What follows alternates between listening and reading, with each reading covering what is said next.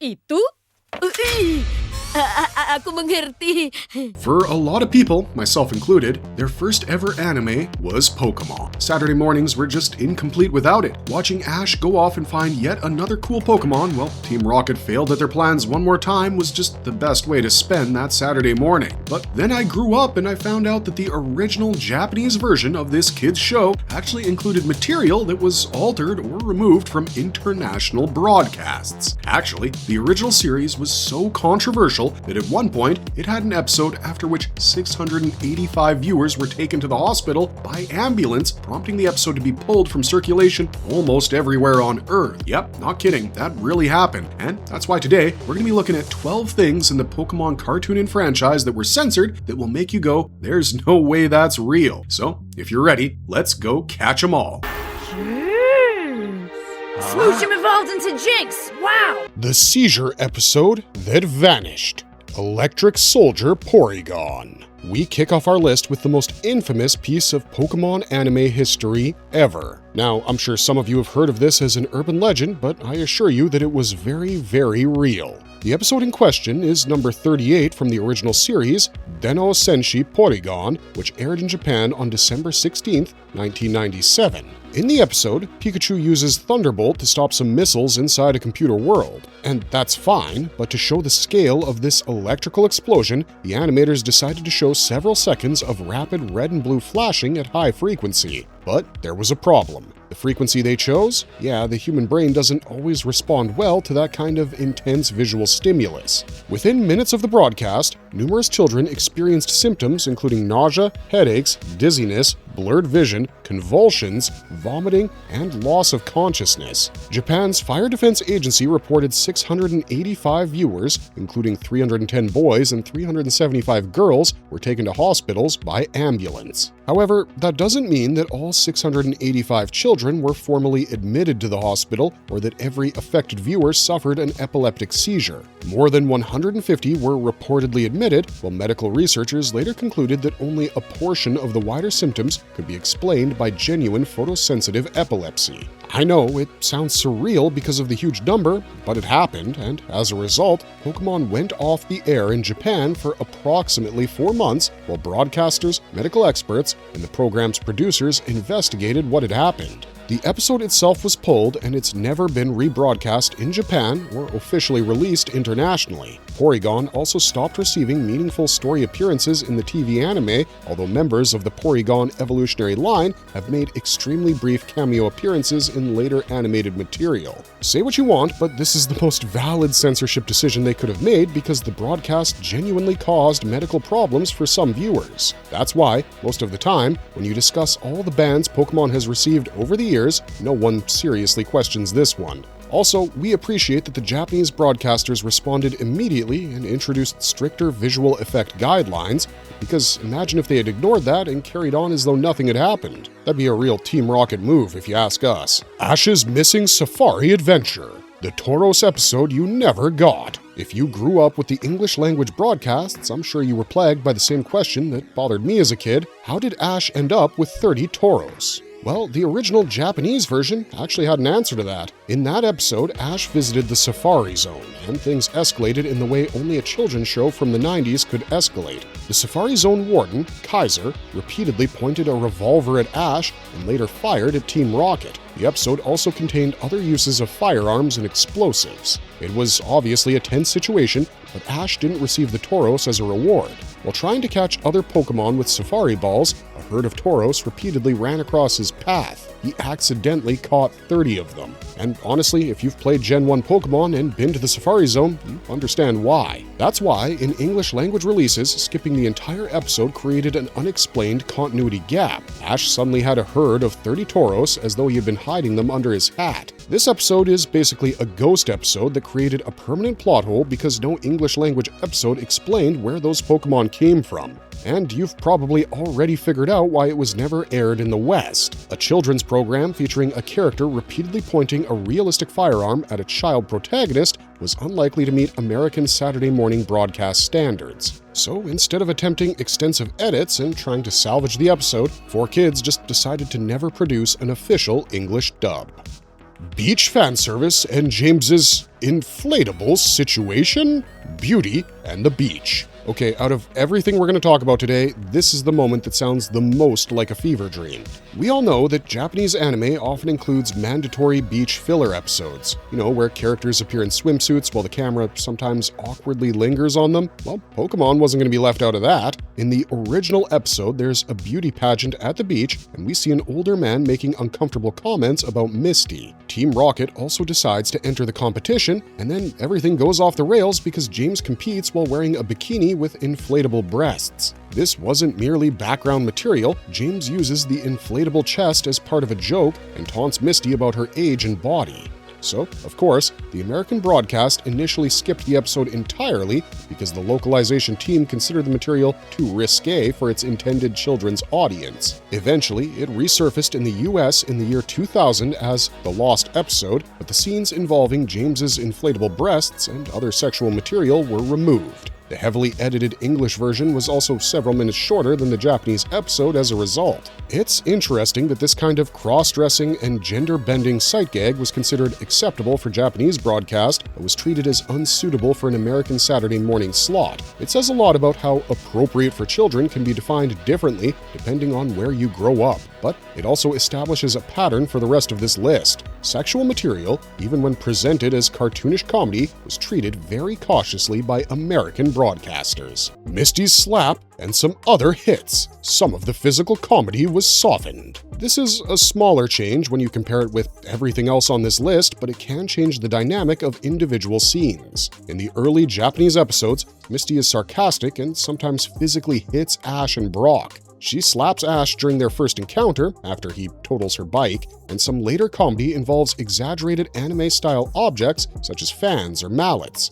Typical anime physical comedy we've seen time and time again. However, some of these moments were removed or softened or shortened in English language versions. The clearest confirmed example appears in the first episode, where footage of Misty slapping Ash was cut from the American adaptation. However, it would be too broad to claim that the English dub consistently removed every hit, softened every sound effect, or rewrote all the confrontations between Misty and Ash. Plenty of their slapstick arguments remained. We still get a good friendship between the two, so in a way, you could argue that the individual cuts weren't that major, but in the original show, their early relationship could occasionally seem more openly aggressive and chaotic, and some viewers feel that particular edge was reduced. Japanese broadcasters and audiences often treat such scenes as harmless slapstick humor, while American children's television standards were more cautious about realistic-looking violence that children might imitate. So we can understand that decision in specific cases, but what's your thoughts on toning down the slaps? You can't say Ash wasn't asking for it most of the time.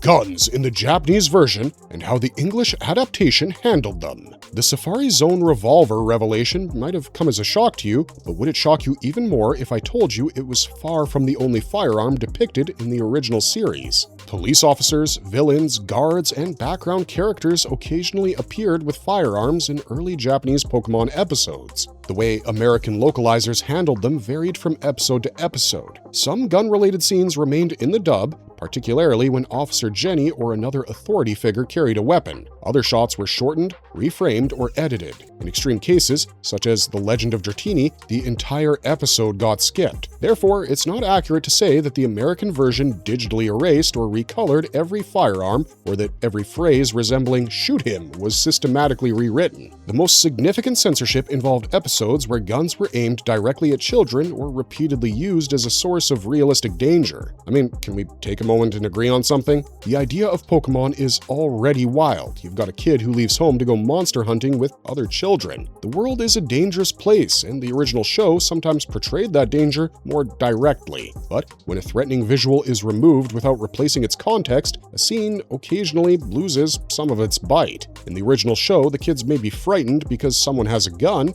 In an edited broadcast, the characters can sometimes appear to be reacting to a threat the audience no longer fully sees. Alcohol was sometimes renamed, removed, or visually altered. Watching the show as a kid, we would sometimes wonder why adult characters loved their juice so much, and in several scenes, drinks that were alcoholic or implied to be alcoholic in Japan were renamed juice, water, or other harmless beverages in the English dialogue. However, the original script's broader examples require some qualification. The Pokémon anime did occasionally show drinks resembling beer, champagne, wine, and even sake, but it didn't portray every adult as constantly drinking alcohol. The claim that James had a confirmed beer bottle cap collection as a major recurring character quirk is also not sufficiently supported to be present as fact here. Professor Burnett appears much later in Pokémon the series Sun and Moon, and one scene involving celebratory drinks was visually altered for the Disney XD broadcast. But that's a later example and not from the earliest 4Kids era. Japanese television could depict incidental alcohol use by adults more freely than American children's broadcasters generally permitted, so depending on the episode and broadcaster, localization teams could change the color or appearance of a drink, remove a reference, or rewrite the dialogue surrounding it. I mean, I understand the alcohol-free approach they were trying to follow, especially for a Saturday morning children's show, but you have to admit, these smaller edits, stacked one on top of the other, sometimes remove some of the ordinary adult background life from a fictional world. Jinx's original design.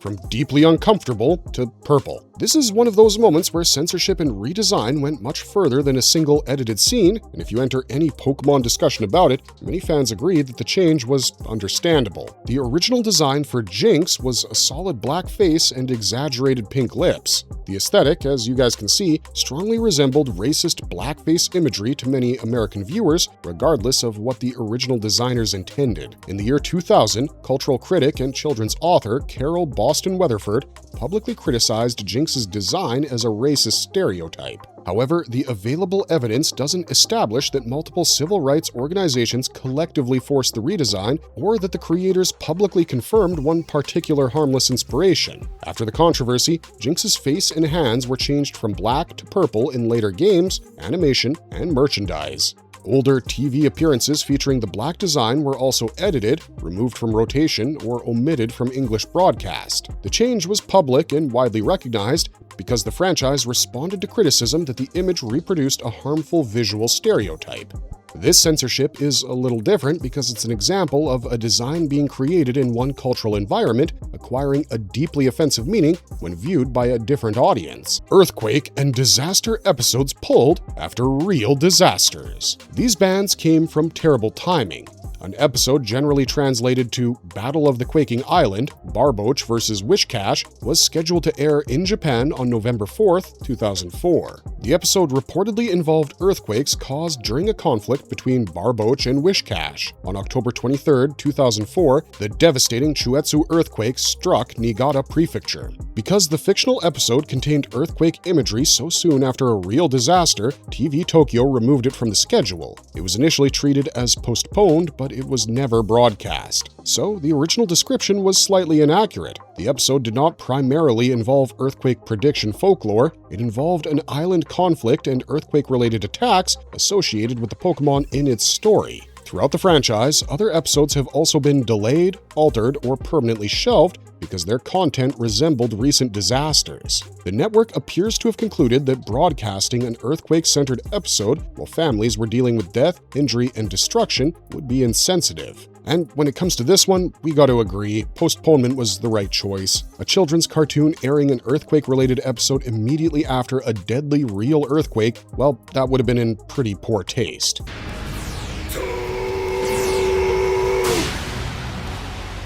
Pokémon, religion, and occult panic. What binds them together? In theory, we know that Pokémon is a fantasy entertainment franchise, not an organized religion or occult practice, and in practice, we would like to think that no one would mistake one for the other. But Pokémon is the highest-grossing entertainment franchise of all time, and in the 90s and 2000s, when it was brand new, it became the target of religious and moral panic in several countries. Critics pointed to ghost-type Pokémon, evolution mechanics, psychic abilities, magical themes, and fictional monsters as supposed signs of occultism or teachings they considered religiously objectionable. Yeah, we don't get this one, but there were people who did, and they complained about it a lot. Some religious organizations criticized the franchise, while certain schools restricted Pokémon cards because they caused distractions, arguments, trading disputes, and concerns about gambling and supposedly occult imagery. Saudi Arabia issued a religious ruling against Pokémon cards and games in the year 2001. The ruling alleged that the card game encouraged gambling and included evolution and symbols associated with other religions or political movements. However,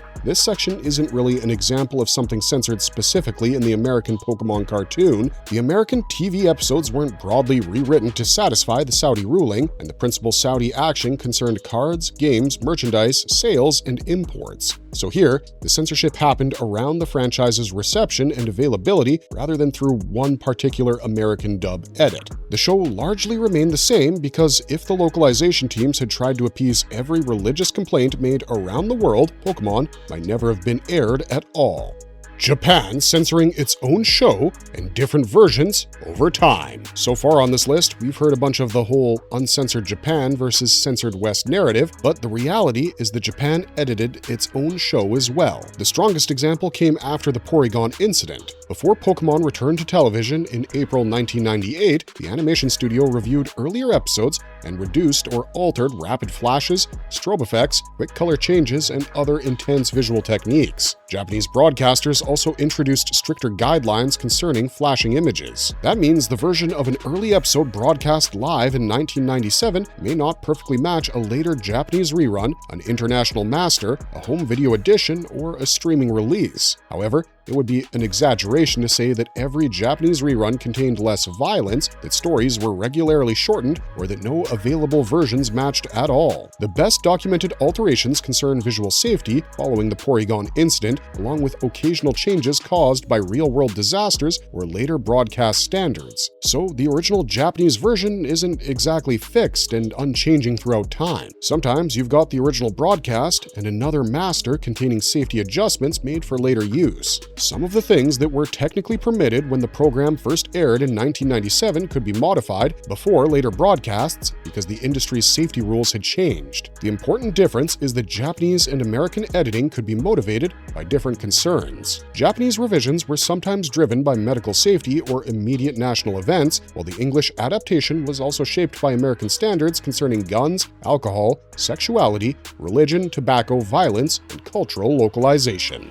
Cigarettes, lighters, and other tiny edits you never noticed. Some censorship was very much in your face, but some censorship was so small that it barely even registered. The original Japanese program occasionally included tobacco-related imagery involving adult or villainous characters. Because cigarettes and smoking references could violate American children's broadcast standards, some English-language versions removed, cropped, obscured, or even rewrote individual examples. However, the original section was too broad in suggesting that cigarettes and lighters appeared routinely throughout the show, or that every example was consistently and meticulously removed. The edits varied considerably by episode, distributor, broadcast, and era. But again, like the drinking edits, removing visual reminders that adults in the Pokémon world engage in adult habits make parts of the environment feel less lived in. When rewatching certain heavily localized episodes as an adult, some background behavior can feel strangely sanitized. But on watching the original, those incidental adult details can make the setting feel more like an inhabited society. That doesn't necessarily mean tobacco needed to remain in a program marketed for children. It simply shows how even very small localization changes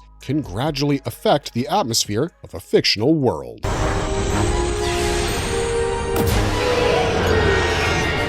The Pokémon, the anime, quietly dropped, and now we've come full circle. Porygon wasn't literally removed from the entire Pokémon franchise. It continued to appear in games, cards, manga, merchandise, promotional material, and other Pokémon media. But after the medical incident, Porygon stopped receiving proper story appearances in the TV anime.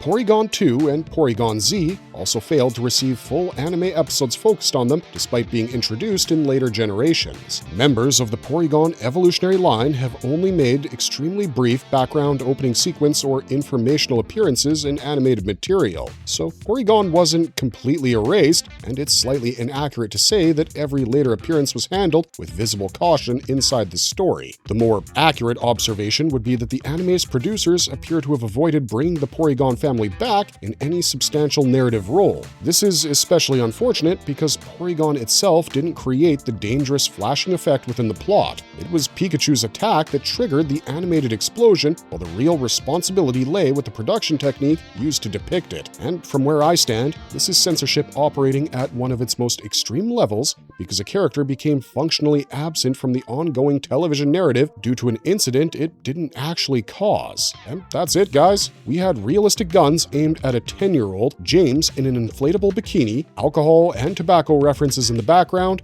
a design widely criticized as a racist caricature, and 685 viewers taken to the hospital after one episode of the original Japanese show. The Pokémon that ended up on your television were localized and, in numerous places, carefully edited. Some of these calls were obviously understandable, like the Jinx redesign and permanently shelving the strobe light episode, but other ones? We don't know. Some of them feel like broadcast paranoia working overtime, but hey, you're allowed to love the version of Pokémon you grew up with, and if you ever want to venture down the unknown path and compare it with the Japanese version, well, you know what's out there. Let us know which of these censorship moments surprised you the most down in the comments below, and don't forget to like and subscribe if you want to see more videos like this, because we love making them for you, and we want to keep doing it. Otherwise, thanks for watching, stay safe out there, and we'll see ya in the next one.